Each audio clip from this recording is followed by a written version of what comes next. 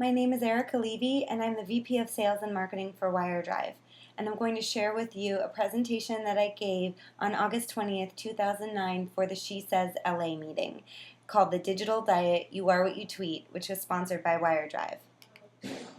First, I'm going to share with you what the digital diet means to me. I met Alessandra LaRue, co-founder of She Says, in New York at the Creativity and Technology Conference.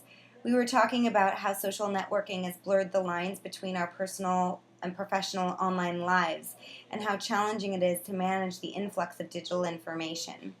She hooked me up with Kim Hong, who runs the LA chapter of She Says, and as soon as I got back to LA, we started planning this event. I really liked the concept of the digital diet, and it made me think of how we as women consume and digest digital information. I came up with the phrase, "You are what you tweet," because I was thinking about how I have to be careful now about what I post now that I'm broadcasting my updates to a much larger audience. It's not just in relation to Twitter, but I'll speak more to that a little bit later. I don't profess to have all the answers when it comes to social marketing. I actually learned a lot from the panelists, but I wanted to offer my experience with a couple of digital tool sets and web applications that have provided me a framework which gives me insight into my life that I never had before. I'm going to show you how some personal tools like Nike Plus and Livestrong.com have helped me to lose weight and stay healthy. And I'm going to show you a professional tool set that I use to develop a social marketing strategy, which is Facebook Insights, available through our fan page. Both personally and professionally, these tools not only provide insight, they also help me gain efficiency and achieve results. By having control over and an understanding of new media tools, I have also become less overwhelmed and much more confident when using them. So the first tool set I'm going to show you is one I use personally to track my exercise. I grew up in Portland, Oregon, and I'm naturally a Nike fan. And last summer I went to an outlet on the Oregon coast and they had a promotion for Nike Plus. For those of you that aren't familiar with Nike Plus, it's comprised of an iPod Nano or an iPod Touch or an iPhone and the Nike shoes, and it also includes a sensor that is placed inside the shoe and another piece that's connected to the iPod to track the analytics. The other component of Nike Plus is the website, which is used to track and analyze my exercise routine and then connect with the whole online community. There are options to have a coach customize a fitness plan, set goals to run farther, faster, or burn more calories, and you can earn digital trophies when you do reach your goals. You can automatically link to Facebook, so every time you sync your iPod, it sends the workout data as a status update on your profile. This has actually helped me to work hard because it's so exposed that I want to be proud of what I post, and also because the encouragement I get from my friends commenting on my status updates really keeps me going. Lastly, you can create your own avatar and use it as a screensaver. And my avatar is awesome. I named her Tigra. I dressed her up. I changed her hair, and it's great because she complains when I don't work out and she jumps for joy when I do. So it's just another layer of interactivity that makes me more loyal to the brand Nike Plus, but it also actually helps keep me motivated as well. So the next slide I'm going to show you is about connecting to the community offline. When I bought the shoes, I got a promo card for the Nike Plus Human Race, which took place in August of last year. I had never run before in my entire life, but the idea of a worldwide race happening on the same day was really cool, and I wanted to participate in that. I discovered some mixes on iTunes that have famous athletes like Lance Armstrong teaching you how to run, and there are artists like De La Soul and Crystal Method that have special Nike Plus sport music mixes. So between the resources I found through Nike Plus and iTunes, I had what I needed to teach myself how to run. So I registered for the 10K race and got to experience a connection with my Nike Plus community offline. Running in an actual race broadened and deepened my connection with Nike Plus, but it also created a doorway to a much larger community. That blend of online and offline interaction is exactly why the campaign was so well awarded. By using Nike Plus and running in races, I have accomplished much more than I ever thought I could, and I have given back to my community in the process. So the next slide I'm going to show you is another web application I use for tracking calories that I consume and burn, and it's called Livestrong.com. And my personal trainer actually turned me onto the site. This is another representation of how I use tools in my personal life to gain insight. So it's free to register, and you can track your calories and access the tools available. You can also download an iPhone application for $2.99 if you want to track calories on the road.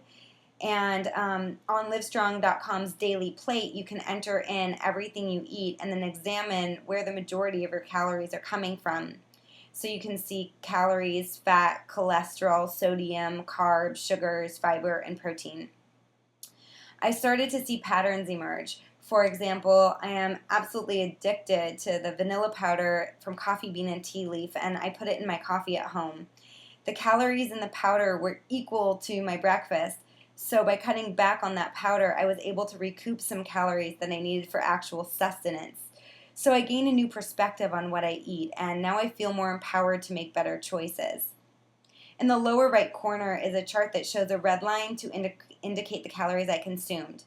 And I also entered the calories I burned, whether it be exact calorie totals from my Nike Plus workouts or estimates after weight training sessions. You can enter anything into Livestrong.com's database, and it will actually show you calories burned from everything from gardening to shopping to sexual activity.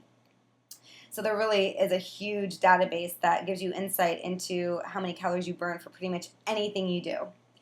Anyway, the green line shows the net calories after subtracting the exercise.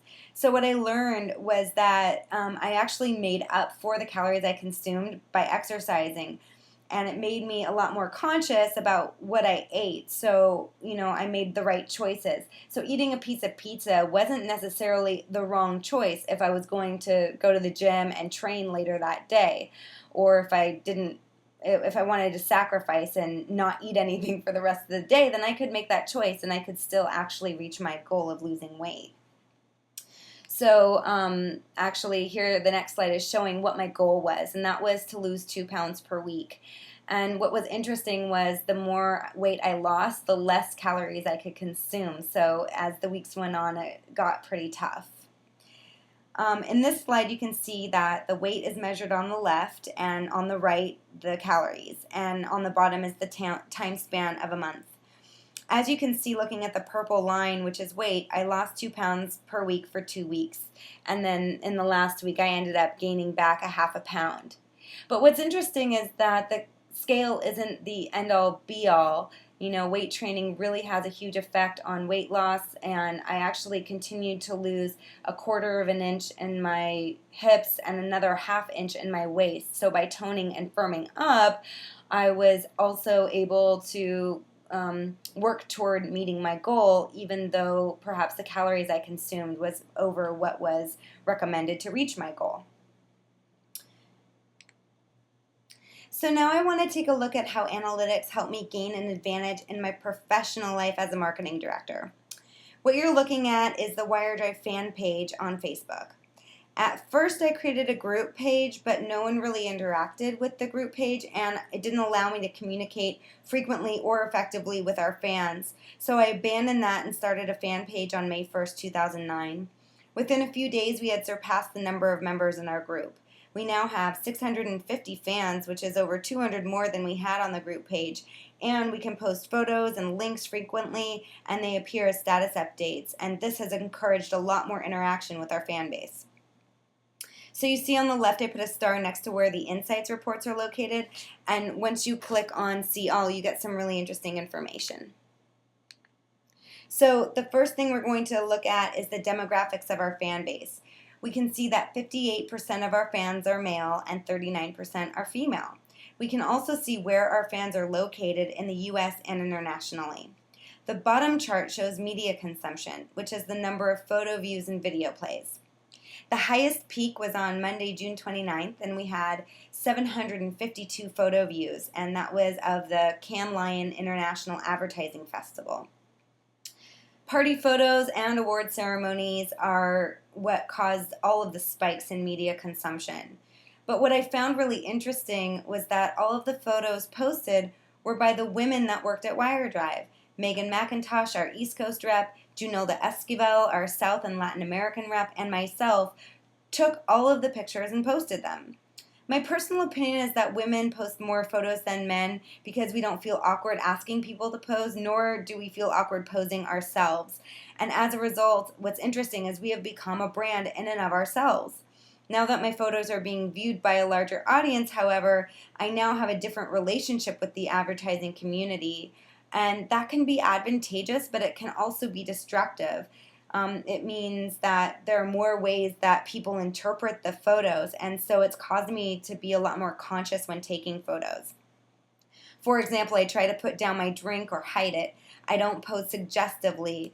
My husband pointed out that men always had their arms around me in every picture, and he didn't understand why that was necessary. And conversely, I posted photos where I had my arm around someone very casually, and they were uncomfortable with that, and they removed themselves from the photo. They untagged themselves. So everyone's moral compass is subjective, and interpretation is subjective.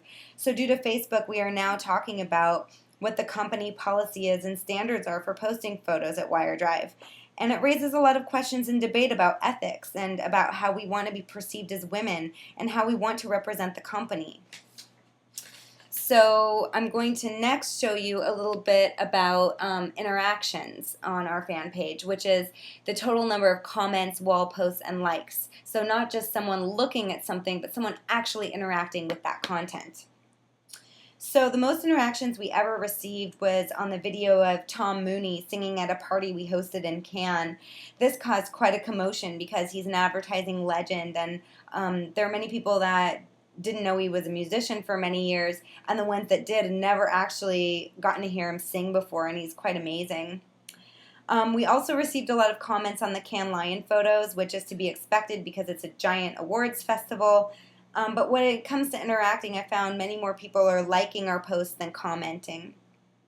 However, when it does come to post quality, which is the score that measures how engaging our content is to Facebook users, the posts that increased our quality were really in relation to highlighting our clients' work. For example, Super Fad Spot for Durex Get It On, which was a huge award winner across all the festivals, but also won a Cannes Lion. We posted a story on our blog about it and used Facebook and Twitter to drive traffic to it, and this generated quite a bit of interaction. Another example is Amanda Blank's video that Superfad did the graphics for, and we posted a link to a WireDrive reel of the video and also linked to HeyYouListenUp.com's review of the CD.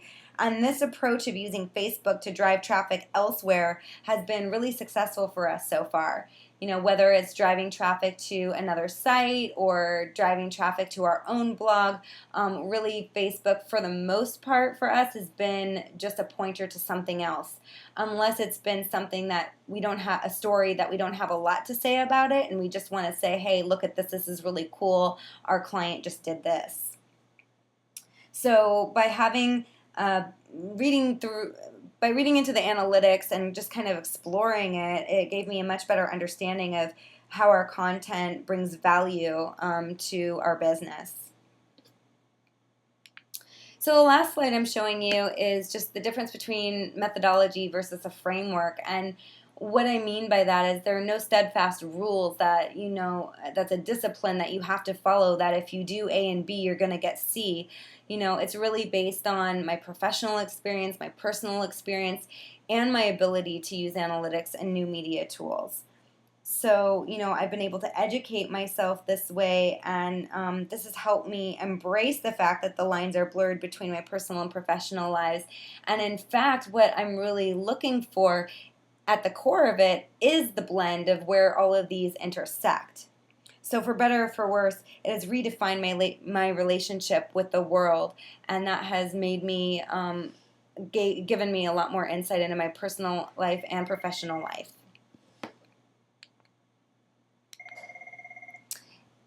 And that is the conclusion of my presentation. So thank you very much for checking it out. I hope it was interesting, and I would love your feedback. And if you're wanting to contact me, you can email me at Levy, ELEV as in Victor Y, @wiredrive.com. Thanks a lot.